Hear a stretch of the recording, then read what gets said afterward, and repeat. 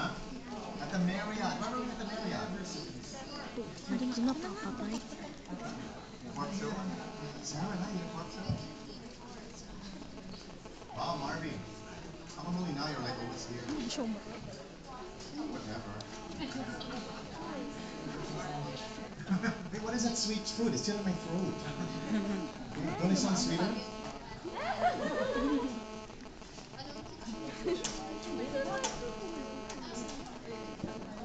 Could it begin? I know. After? Tell them that I say after. Take two. Wait, come on. Church is closing. Baka maubos yung mga Oreos? Oreos. What? Hostia? Excuse me po. Sorry po. There's like the black part, but it's actually the color, right? You wanna get your cherry? Rolling! 5, 4, 3, 2, palakpakan!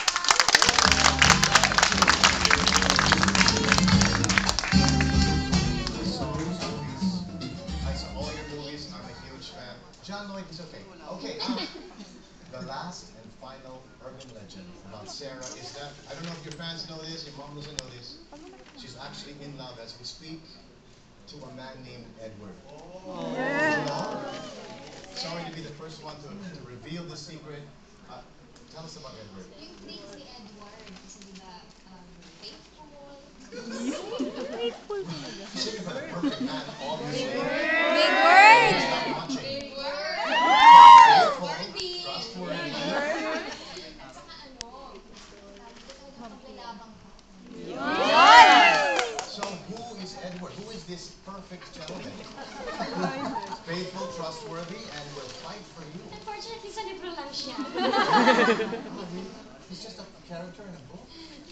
Pero That's the way it's done. maka-expect tayo na dumating ng ganun. Isn't he here? Didn't we have him? Could we please call him? Could this be the... we might be wrong. Is this Edward? Edward, please come inside. Sir, is that Edward? Edward,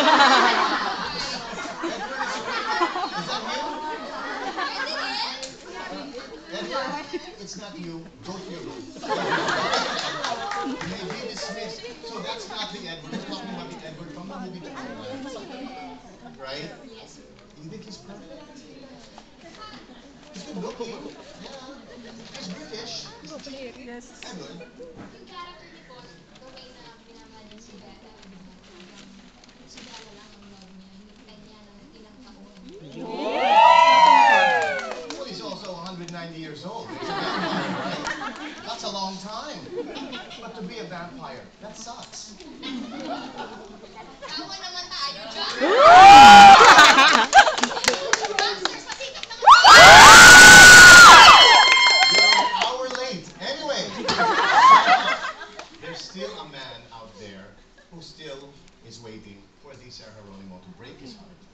And I think that, in other words, for me, that was up to me, there is no man who is good enough for you. That's just my personal. You've not met him yet. If you look for love, you're not going to find it. Let love. Love find.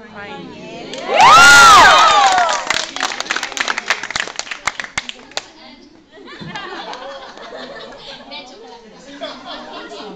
Hindi mo pinasala sa atin.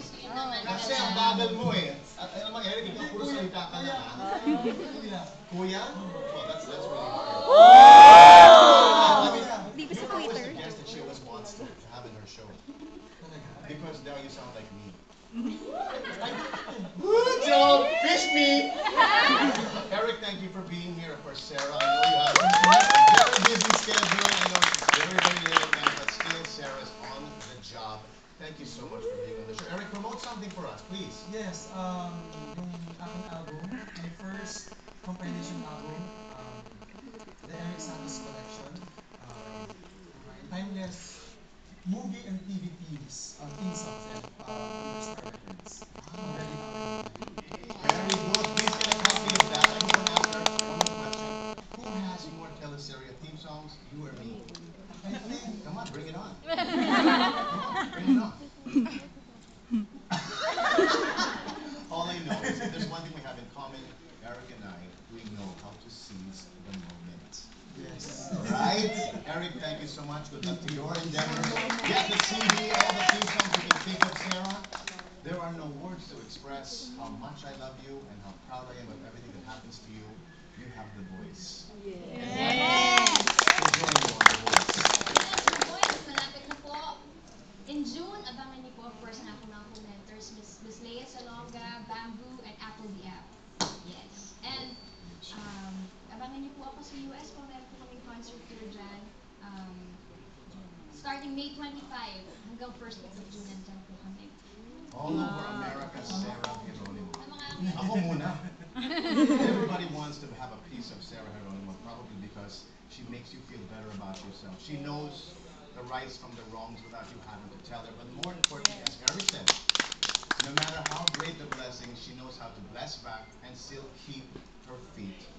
Yes!